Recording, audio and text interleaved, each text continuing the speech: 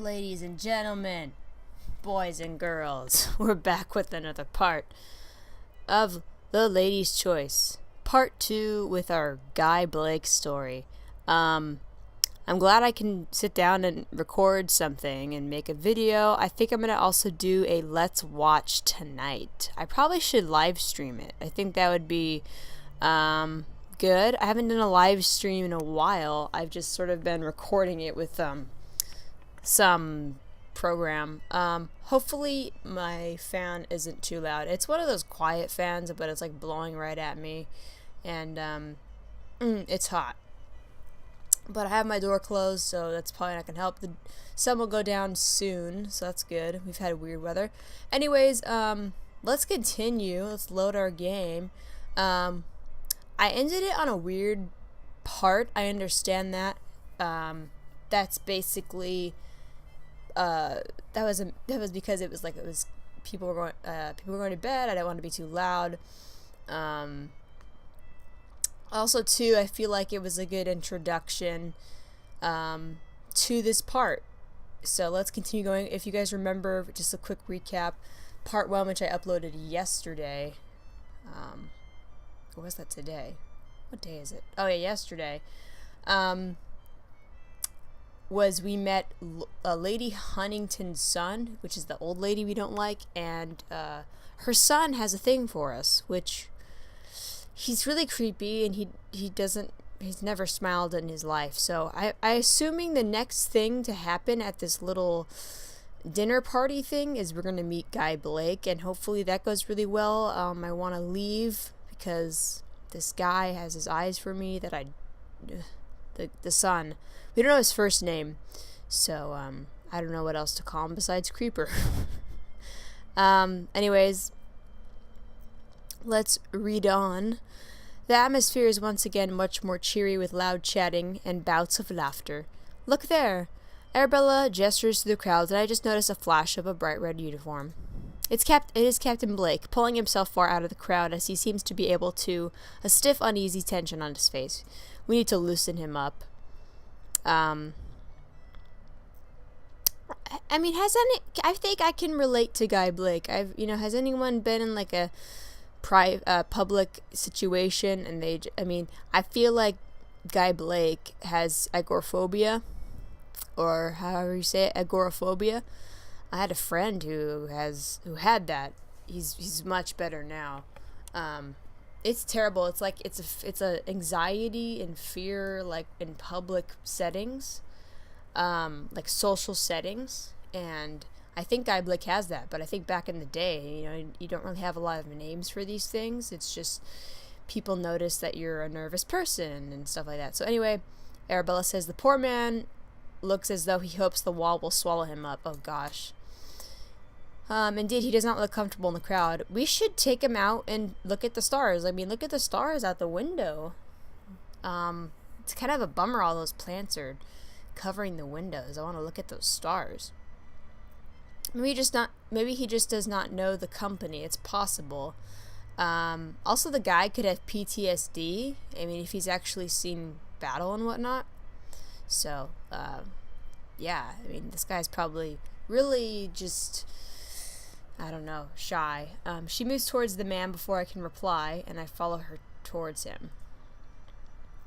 As we approach, the captain spots us and straightens himself further.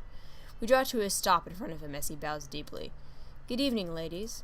We bob a curtsy, and Arabella instantly moves closer. We saw that you did not seem comfortable, Captain Blake, and thought it might be due to lack of familiar company.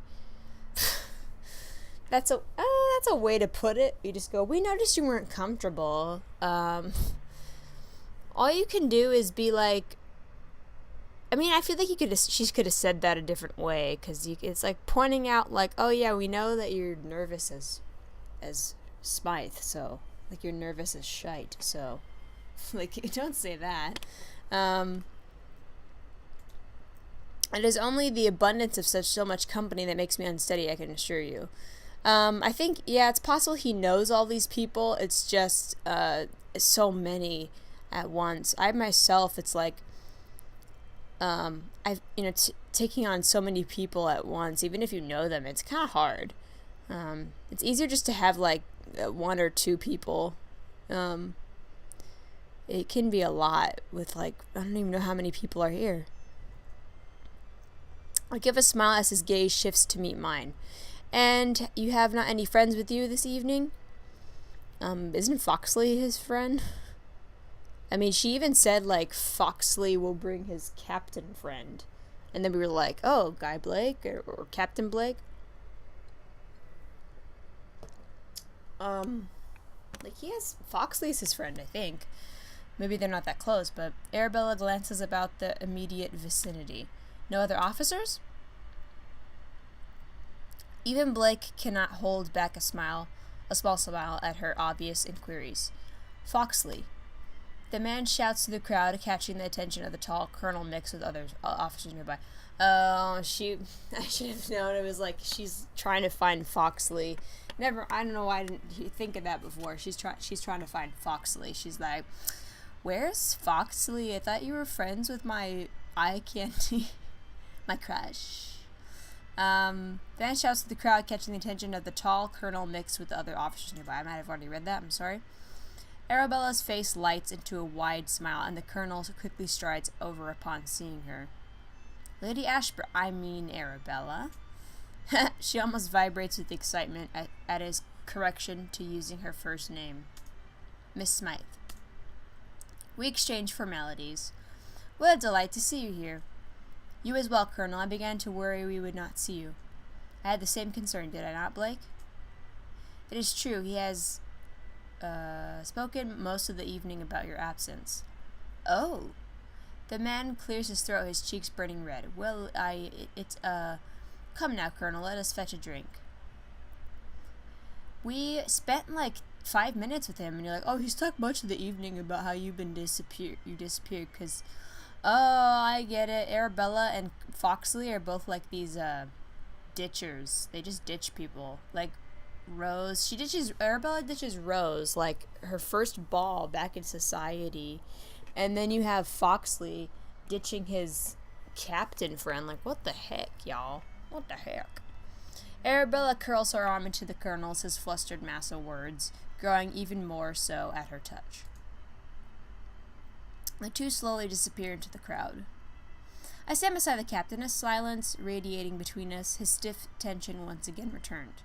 I begin to speak, hoping to entice him into conversation to dispel the awkward quiet. Arabella and the Colonel seem to get along. Did you not wish to attend a nice gathering? It is to remember everyone's name with such a gathering. I'm enjoying Bath so far. Well, let's relate to him. We're not gonna be like, oh, you don't want to come.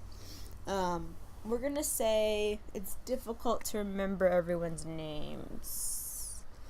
'Cause, yeah, that is kind of ridiculous. It is difficult to remember everyone's name at such a gathering, is it not? Now you have a small laugh. One he does not return. Jeez. We better, like, make him cheer up fast, because, at least Amesbury was, like, a friggin' swindler. Like, had that going for him. This is why this guy, he was, like, the last one I wanted to do, like, when I started this, like, playing this game. Like, in general, so. Because he's so shy, but let's see. He glances at me for a moment before looking back to the crowd. I only give effort to remembering the names of those I care to. Huh. Sounds like us. He falls silent once again, and I wait for him to continue. But he doesn't. That's good. I shift my weight a little, but as I do, I unfortunately manage to catch, Creeper's eye. He's probably like, why is she talking to the guy in the uniform? Because we know him. Like, ugh. He doesn't wrap his cold, dead fingers around our hand. Oh. He begins to slithering his way through the crowd towards me in sudden panic. He's, oh, shite. You better save us, Blake. That's all I'm saying to you. Before I'm able to devise a plan of retreat, the man comes to stand before us. Look at his face. Like, what? Why does he, like, smile like that? Or try to smile? He, like, he like I mean, I can't even explain. He like pushes out his teeth. Like, it's like he's pushing out his like teeth, like to make buck teeth, like through his lips. It's weird. He's nightmare fuel. I'm surprised I haven't had a dream about that guy yet. Like a bad dream. I adorn my best forced smile as he bows and notice he completely ignores the captain. But how dare you? He's a person. Oh, don't. I'm not gonna go with this guy. I will tell you that right now. I rather stand with a guy that is a gentleman and at least just, is nice and he's a bit quiet and awkward than be with a freaking creeper that like tries to kiss my hand after we like just met. Ugh, I am not that kind of girl. Creeper. That's his name now. Creeper. I don't care what his real name is. F him. Miss Smythe, it seemed as though you were not being well attended. I will correct this with my own esteemed company.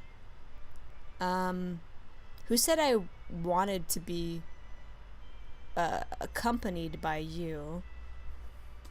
A turn about the room, perhaps? The fact that a man such as myself has chosen to walk will not go unnoticed. I promise. Well, I don't want to be noticed. Oh, creeper, how thoughtful. But I glance about desperately hoping to think of an excuse. My gaze can find only the captain standing as though he has not even noticed Creeper's presence. Okay. You could say I'm actually already in a great conversation with the captain. I'm afraid I will have to decline. I'm sure your lovely offer would be much better suited to someone else. I would not wish to take up your time with such a trifle. We should just be like, should we? I mean, if we say that we're already in a great conversation, then he's gonna be like, well, what were you talking about? And we're gonna be like, people, like, books, the witchcraft, I don't know. I think it's a no-no to talk about witchcraft. Because if we say this one, like the one where it's like, sure your lovely offer would be much better suited to someone else, he's gonna be like, he's gonna feel so rejected. Like, I feel like I would love that, but then again, I don't know, like, how intense it's gonna be. I'm gonna say I'm having a good conversation. Hopefully, like, Captain Blake follows me with it. I'm gonna say that. I'm afraid I've actually already engaged in a good conversation with the captain here. his face goes, it's only now. And have you noticed that all of those answers were declining? Which, thank goodness, because I've had a thing in the last playthrough with Larry that you basically could only say yes to something, and I was like, no, these are all horrible answers. And no, that was all good because he's supposed to be like this weird, like, stalkerish guy. So thank goodness, like, all of them were ways of just going, no. It's only now the captain glances towards us, though I cannot help but think he had overheard everything already. Yeah, he has. He's just trying to ignore it. Have you ever, like, been that quiet? I mean, I'm that quiet person that just, I'll hear everything, and I don't really say anything until, like, I hear something that, like, is, I mean, I don't know how to explain it, but, like, people act like you're an eavesdropper, but it's like, hey, like, if you're not acknowledging my existence, you're having, it's like, it's not eavesdropping when someone's having the conversation, like, right in front of you. It's like, just because I'm quiet doesn't mean, like, I'm not hearing. My ears aren't sewn shut. I swallow hard, widening my eyes, hoping he will understand. Poor Rose. I feel bad for her. For a long moment, he simply looks at me before he finally turns to Creeper and he shuffles a little closer beside me. The lady's correct. She's already occupied at present. Thank goodness, Blake. Thank you. A heavy silence falls between the two men, so heavy that I almost forget there are other people in the hall. Creeper, this is Captain Blake. A captain. Captain. He has weapons. Oh, ew. Oh, yes, I've heard of you. The military's charity case. What the fuck? Rude. Hit him. If you don't, I will. I don't care. I don't care. I don't care. I will. What a DICK. The Creeper gives a sharp laugh. A simple trader's boy raised to the rank of captain. You do well to show respect to your betters, Captain. That false rank can be easily stripped away and give them someone more deserving. What the hell? How dare you? Can we please insult this bitch in front of us? Yeah, that's right. He's a little bitch. Poor Captain Blake. I feel like Captain Blake, I feel like all of these, the men you can choose from are an out, like each one of them has a bit of an outcast into it. Like obviously Stanton is kind of like, if you play his thing, he's like definitely like the outcast. Like nobody likes him. Everyone's like, oh, I think he does this and he's a bad boy, but really he's a good guy. But like all the other ones have something about them that kind of is like, you know, they don't really fully fit in. Like Larry didn't fully fit in. This guy doesn't fit in really. The captain's anger is instantly flooded by uncertainty, his once tall frame hunching a little. The reaction pulls a pleased smile from Creeper. Shall we continue about the room, Captain? The rank of captain has to be earned, unlike some people's. Oh! You should hold your tongue, Huntington. Yeah, you should. I'm gonna say the rank has to be earned, unlike some people's. Because some people are just freaking born into, you know, wealth, and you know, some people, I mean obviously some people like they earn their wealth, like they start from like the rags to riches, but a lot of people, there's some people that are born into wealth, and it's like if you happen to be born and you inherit like $50 million, it's like dang. We can either just like totally run, or we could totally like effing roast this bitch, and we're gonna roast this bitch. Then we're gonna friggin' dance or something, do a little jig like we were in last episode, and don't mess with us, man. I'm gonna say, their rank of captain is beyond like some people's titles. Boom. Oh, that's the meanest. That's the most pissed face I think we've seen from Rose. The rank of captain has to be earned, unlike some people's titles. I flick my sharp gaze at Huntington, who obviously understands my remark was intended for him. Well, duh. The captain straightens himself at my words, standing once again tall and proud. Boom. Like, how would he know, like, what goes on in military? Like, you may think, like, oh, he doesn't deserve it. Like, he's just some poor kid that, like, was just given the title. Like, you can just tell yourself all that. But it's like, in the military, they don't just give you a rank. Like, you actually have to do crap. It's been that way for a long time. He offers his arm out toward me, which I take, and we head off about the edge of the room. I hope that's the last we see of Creeper. Just saying. When we can no longer see Creeper, Blake turns to look at me, a smile brightening his handsome features. Oh, I'm grateful for your intervention, Miss Smythe. You're welcome, Captain. It is a few minutes before I speak the question that hangs in the air between us. So, you were not born into this society? He glances away, and I can feel his arm beneath mine tense. I was not. Suddenly, his uneasiness in these gatherings makes sense. No wonder he seems so out of... Aw, that's so sweet. Like, aw. Suddenly draws to a stop, withdrawing his arm from mine. My promotion to his world has only been recent, as many know. As such, I will understand if he should prefer to return to better-known company.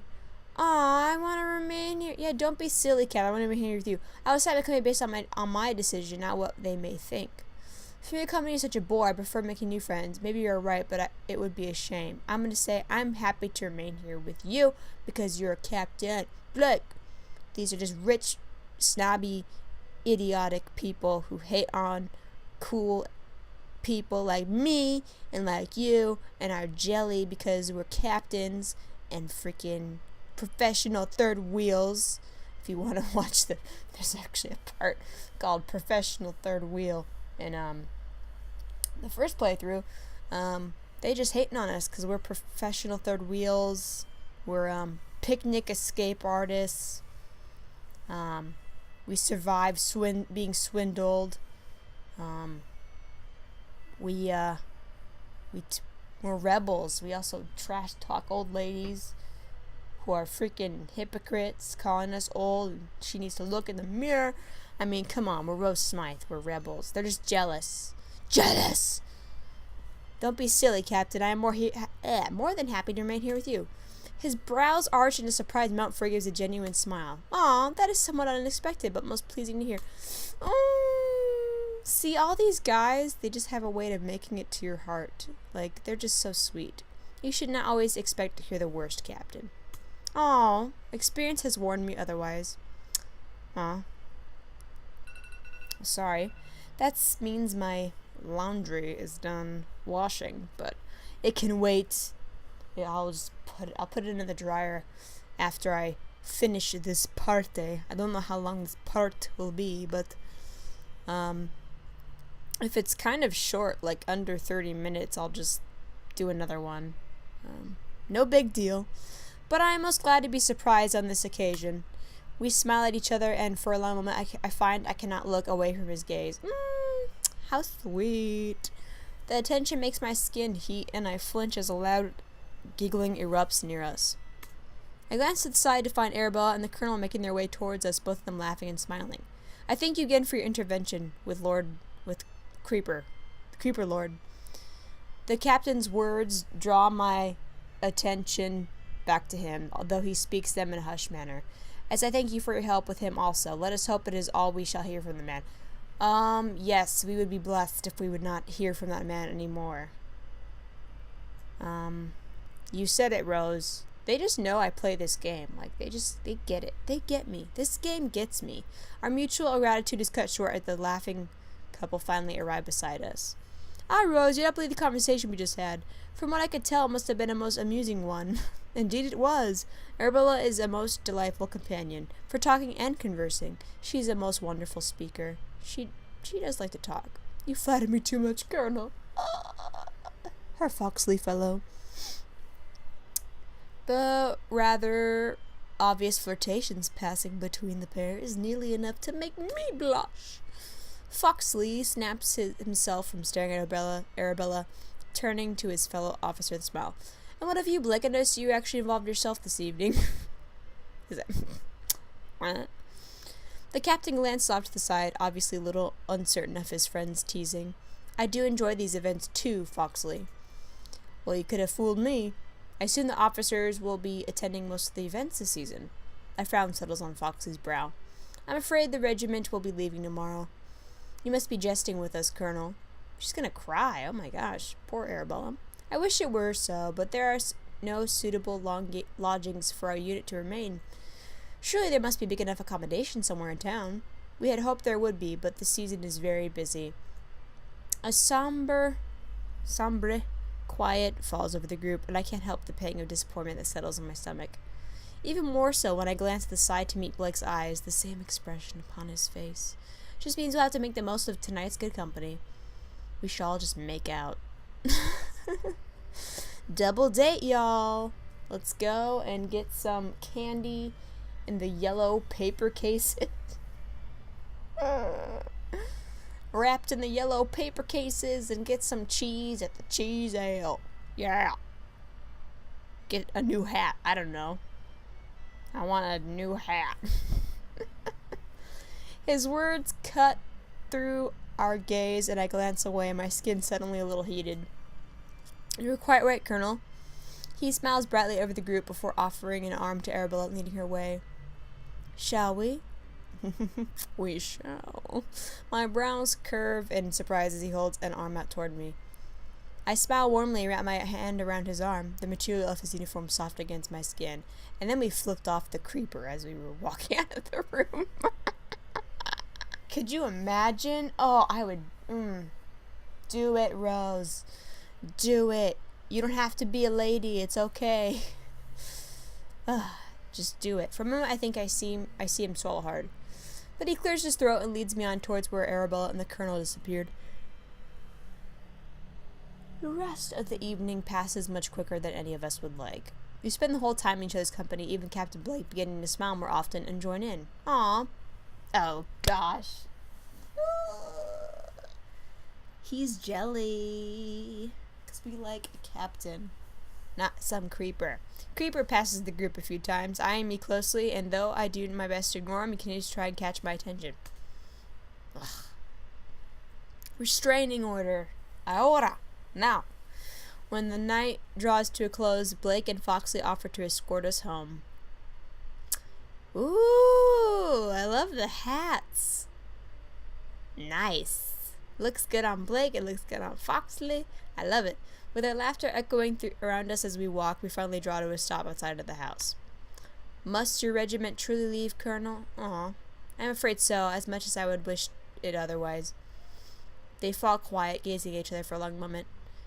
It's hard not to feel as though I'm interrupting something. Blake obviously feels it too, and we turn to face the other way, as though something caught our interests. I confess, I find myself less eager to leave this town than I had been. Because you like our rebel Rose. Rebel, rebel. Yeah. That would be true, if it were not for the company I shared tonight. His smile falters as though only now realizing what he said. What I mean to say was... I agree, I cannot ask for better company. Don't falter and speak your mind. I hope what you mean to say is not different from what you actually said. Thank you, Captain. I cannot ask for better company. He looks back at me, and I smile at him, his uncertainty slightly. There are not many of your status who would admit to such, but I'm most glad you seem to be much different than your peers. Right? We're different people. I don't know, I'm trying to have a song, but not working. I suppose you must leave then. Arabella's voice cuts the air, shaking me from my conversation with the captain. I had almost forgotten we were still in company. Foxy gives a nod, and Arabella slowly removes her hand from his arm. I do the same with Blake, though I notice he extends his arm as though to keep my hand on it for a little longer. He's sweet. He quickly shifts himself straighter, clasping his hands behind him. I truly hope we meet again. As do we, Colonel. They give deep bows, Blake catching my gaze as he stands. The officers linger for a moment longer before striding away down the dim-lit street. Well, I'm not going to pretend that I shall not be saddened by their absence. I smile at her as we turn to head inside, hoping it will lift her spirits a little. You and the Colonel certainly seem to become fast friends. Oh, they are more than friends. I did not believe I was the only one to make such. But I suppose it matters little now, though the rest of the season will definitely be a little more dull. Yeah, I bet you we're going to see him again. We head inside to bed, the excitement from the evening and the solemn goodbye draining what little energy I have left.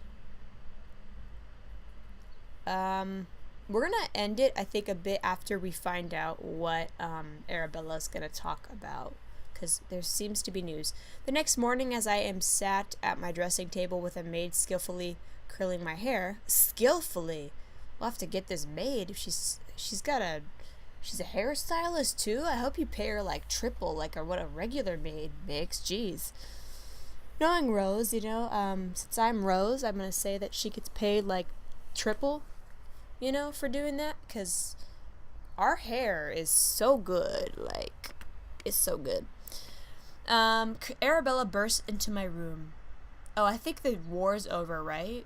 Rose, you should not believe the news. I can't help but laugh as she bounds inside and throws herself onto the bed, the maid not able to stifle a chuckle either. I cannot possibly imagine what could send you into such an excited manner. How can you not guess? She shuffles across the bed close to the dressing table, looking at me through the reflection in the mirror. The military to stay in town for the entire season.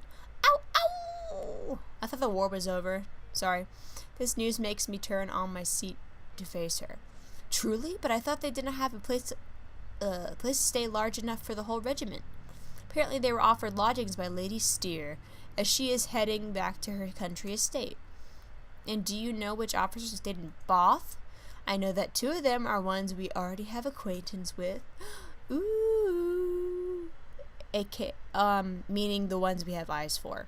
An unexpected flurry lightens my stomach, and I can't help but smile. Hurry now, Rose. They are most likely walking to the park this morning with everyone else. If we do not make haste, then we may miss the opportunity to accidentally bump into them.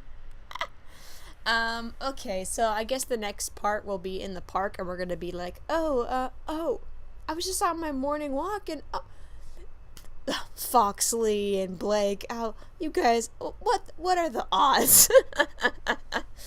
So I'm gonna save my game, and I'll see you guys in the next part. I think I'm gonna have a longer part, the next one. This was only 30 minutes, so I'm gonna go dry my clothes, and we're gonna start recording it right away. So see you in the next one, and yeah, boy.